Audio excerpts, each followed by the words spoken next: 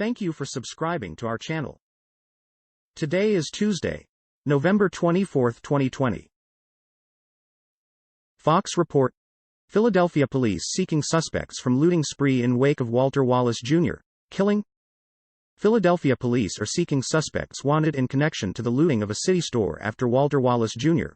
was killed in late October by a city police officer. Video released by police on Tuesday shows several looters ransacking a technology store along Roosevelt Boulevard in northeast Philadelphia just hours after Wallace Jr., 27, was fatally wounded during a confrontation with police. Protests flared in the wake of Wallace Jr. Deutsche Welle report: Joe Biden lays out foreign policy vision, America is back. President-elect Joe Biden said Tuesday that the United States under his leadership will reaffirm its commitments to its allies. At a ceremony in Wilmington, Delaware, Biden unveiled his national security team, including Antony Blinken as Secretary of State and John Kerry as climate envoy. The president-elect said his team embodied his core belief that America is strongest when it works with its allies. CNN report: this new firm will count the Queen and the Forbes media family as clients. A UK investment company with ties to Queen Elizabeth II is teaming up with an American rival that manages money for some members of the family behind Forbes magazine, FWM Holdings, the parent company of the Forbes Family Trust, and Stanhope Capital, which advises the Queen on her £538 million $718.7 million private investment portfolio, announced plans to merge on Tuesday. The deal will create one of the world's largest independent wealth management firms with assets of more than $24 billion, including in private equity holdings, real estate and hedge funds, the companies said in a statement. Al Jazeera report: trial of hunger striking Saudi activist al-Hathloul to resume. Human rights groups have called for the unconditional release of Loujain al-Hathloul after relatives of the jailed Saudi activist said she was due in court on Wednesday, almost a month after she went on hunger strike. Al-Hathloul, a prominent women's rights activist, was arrested along with about a dozen other female activists in May 2018, just weeks before Saudi Arabia lifted a decades-old ban on female drivers. BBC report: coronavirus, French lockdown to ease after second peak passed. People will also be able to share moments with the family over the Christmas period, Mr. Macron said. He said that France had passed the peak of the second wave of virus infections. The country has reported almost 2.2 million cases and more than 49,000 confirmed coronavirus-related deaths since the start of the pandemic. In a televised address on Tuesday evening, Mr. Macron said that restrictions would be eased from the 15th of December for the festive period, with general travel restrictions lifted, as long as new infections stay at 5,000 a day or less. Fox report: shooter denied bond in fatal Nebraska fast food restaurant attack. A 23-year-old man charged with fatally shooting two employees at a Nebraska fast food restaurant and wounding two others was denied bond Tuesday at his first court appearance. Roberto Carlos Silva Jr.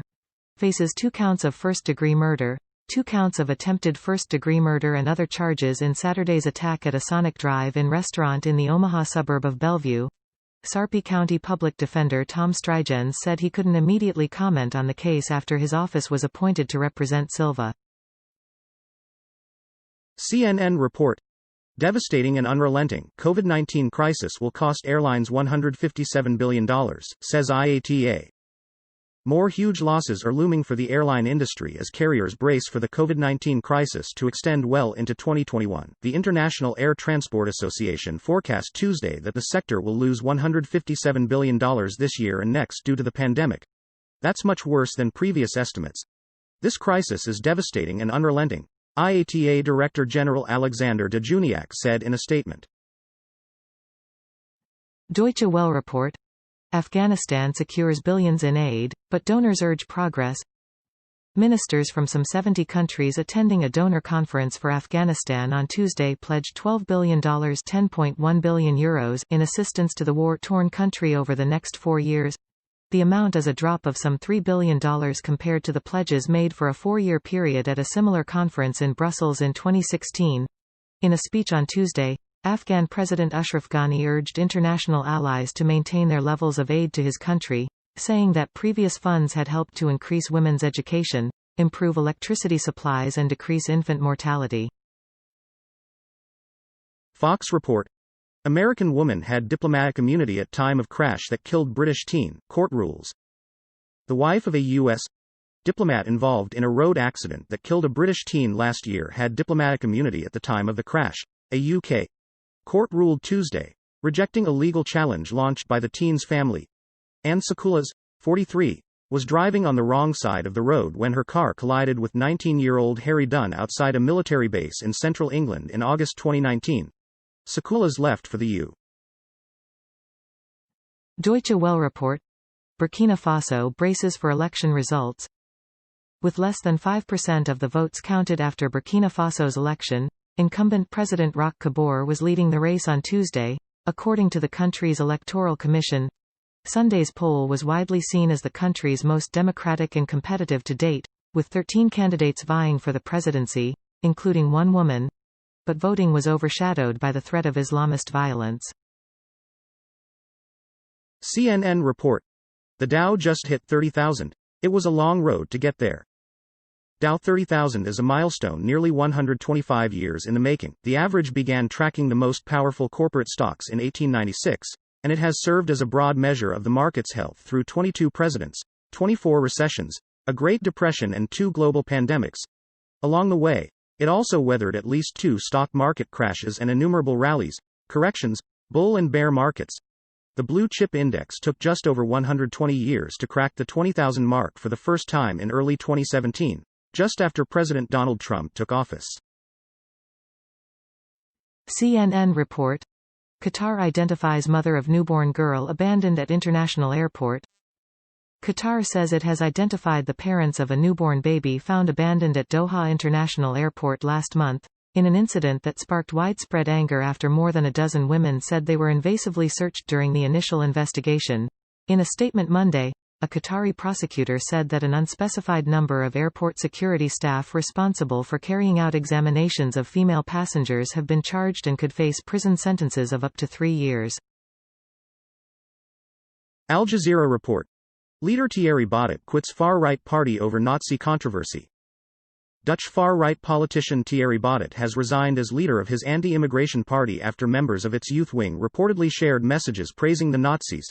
The Eurosceptic Forum for Democracy (FVD) rose rapidly since Baudet founded it in 2016, but it is now falling equally rapidly into disarray over the online chat group messages, which also included anti-Jewish and homophobic statements. Al Jazeera report. India bans 43 apps in fresh wave of web sanctions against China. India banned 43 mobile applications on Tuesday, including Alibaba Group Holding Limited's e-commerce app AliExpress, in a new wave of web sanctions targeted at China, with whom it has engaged in a months-long standoff at a Himalayan border site. The 43 mostly Chinese origin apps, which also include a few dating apps, threaten the sovereignty and integrity of India, the Federal Technology Ministry said in a statement. BBC report. Thailand revives law banning criticism of king in bid to curb protests. Several activists have been summoned to face charges under the lèse-majesté law, which carries a sentence of up to 15 years in prison for each count. It is the first time in over 2 years that such charges have been filed.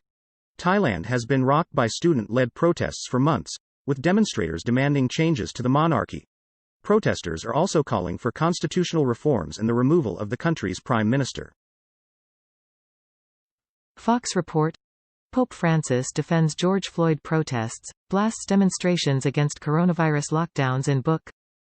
Pope Francis defended the protests against police brutality in the wake of George Floyd's death as a fight for human dignity, while blasting demonstrations against COVID-19 restrictions in a new book that he authored during the Vatican's lockdown. In the book, Let Us Dream, the 83-year-old pontiff addressed the killing of Floyd, a black man who died after a Minneapolis cop pressed his knee on his neck for several minutes. BBC report. Russian police raid Jehovah's Witnesses' homes. The SK, which operates like the FBI, said conspiratorial meetings had been held at a Moscow flat since June 2019. According to the SK, the Moscow group studied religious literature, propagandizing Jehovah's Witnesses' teachings. It said they indoctrinated and recruited new members among the capital's residents and in other regions to participate in the banned religious movement. Dozens of the faith's followers are being prosecuted in Russia for practicing their religion. Thank you for watching 5 p.m. recap. To be notified, you can subscribe our channel and activate the bell.